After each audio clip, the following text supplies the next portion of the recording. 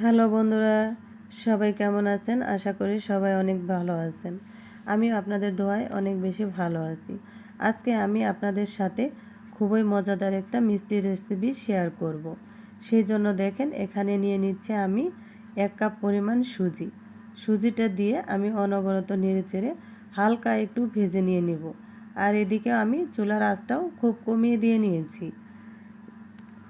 আর এই মুহূর্তে যে সকল বন্ধুরা আমার ভিডিওটা ক্লিক করেছেন, আশা করি লাইক কমেন্ট শেয়ার করে দিয়ে ভিডিওটা কন্টিনিউ করবেন। এবার আমি দেখেন খুব ভালো করে এটা নেড়েচেড়ে নিয়ে নিচ্ছি। এই মিষ্টি রেসিপিটা কিন্তু খুবই অল্প সময় লাগে তৈরি করতে। আপনারা হাতে 10 মিনিট সময় থাকলে আপনিও এটা তৈরি করে নিয়ে নিতে পারবেন। এবার আমি এখানে দিয়ে নিচ্ছি দেখেন লিকুইড দুধ। আমি এখানে 2 কাপ লিকুইড দুধ দিয়ে নিচ্ছি। আপনারা এখানে গুঁড়া দুধটাও দিয়ে নিতে পারেন, এতে কোনো সমস্যা নেই। আর আমার এই ভিডিওতে যদি কোনো নতুন বন্ধু ভিজিট করে থাকেন তাহলে শেয়ার করে আমার পাশেই থেকে যাবেন। এবার আমি দিয়ে নিচ্ছি এখানে স্বাদ মতো লবণ। আপনারা যদি পছন্দ না করেন তাহলে লবণটা স্কিপ করতে পারেন, এতে কোনো সমস্যা নেই। এবার আমি দেখেন অনবরত নেড়ে চেড়ে এখানে আমি দিয়ে নিচ্ছি 1 টেবিল চামচ ঘি। ঘিটা দিয়ে এবার আমি খুব ভালো করে নেড়ে চেড়ে নিয়ে নেব।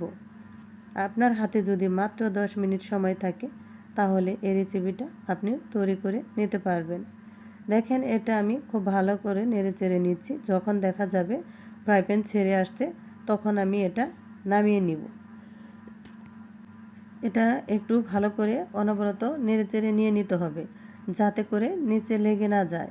দেখেন এটা নেড়ে চেড়ে নিয়ে নিচ্ছি, এটা হয়ে গেছে। একবার আমি এটা নামিয়ে নিচ্ছি। এটা আমি একটু হালকা ঠান্ডা করে নিয়ে নিয়েছি। একটু কুসুম গরম অবস্থায় এটা আমি খুব ভালো করে মেখে নিয়ে নিচ্ছি। এটা এমনভাবে মেখে নিতে হবে যাতে করে এই মিষ্টিটা বানানোর সময় কোনো রকম ফেটে না যায়।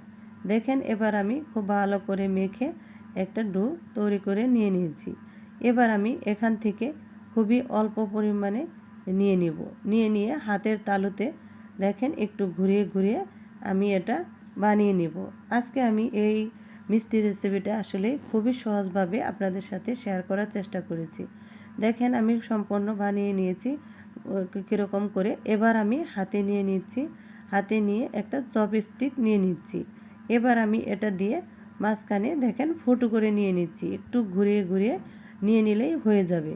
দেখেন কতটা সহজ, আসলে এভাবে করে বানিয়ে নিলে খুব তাড়াতাড়ি হয়ে যাবে। দেখেন সম্পূর্ণ মিষ্টি রেসিপিগুলো হয়ে গেছে। এবার আমি চলে এসেছি চুলায় দেখেন চুলায় আমি ফ্রাই প্যান বসিয়ে দিয়ে এখন সম্পূর্ণ মিষ্টি আমি এখানে দিয়ে নিয়ে নিয়েছি। নেড়ে চেড়ে উল্টে পাল্টে দেখেন ভেজে নিয়ে নিয়েছি। এবার কালারটা কতটা সুন্দর হয়েছে, আমি এটা নামিয়ে নিচ্ছি। এবার নিয়ে নিচ্ছি আমি একটা কড়াইতে দেখেন আমি এখানে দিয়ে দিচ্ছি 1 কাপ পরিমাণ চিনিটা দিয়ে আমি এখানে দিয়ে দিব 2 কাপ পরিমাণ পানিটা দিয়ে আমি খুব ভালো করে অনবরত নেড়ে চেড়ে চিনির শিরাটা করে নিব। এখানে আমি দিয়ে নিচ্ছি দেখেন 2টা এলাচ গ্রানের জন্য। এটা নেড়ে চেড়ে নিতে হবে আর এমনভাবে নিতে হবে যেন খুব বেশি আঠালো হয়ে না যায়। এখানে আপনারা ফুড কালার নিতে পারেন। আমি এখানে নিয়ে নিচ্ছি দেখেন গুড় জাল করে এখানে আমি দিয়ে নিচ্ছি কালারটা করে নেওয়ার জন্য। আসলে ফুড কালারটা সবাই পছন্দ করে না। জাল করে নেওয়া হয়ে গেছে।